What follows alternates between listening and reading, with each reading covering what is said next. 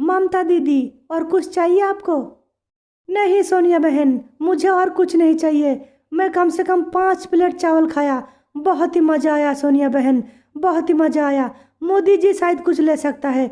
मोदी जी, क्या लोगे आप? सोनिया जी को बताइए।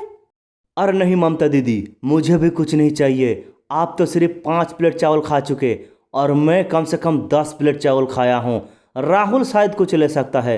राहुल, क्या लोगे तुम बताओ।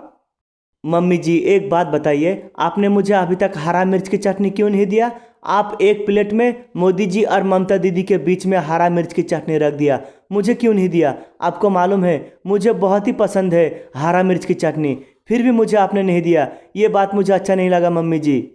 बेटे राहुल, मुझे मालूम है तुझे हरा मिर्च की चटनी बहुत ही पसंद है, लेकिन मैं क्या करूं बता।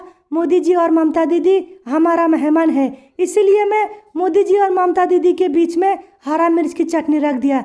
तुझे चाहिए थोड़ा सा बता, मैं तुझे दे रही हूँ अभी। ले ले बेटा थोड़ा सा हरा मिर्च की चटनी।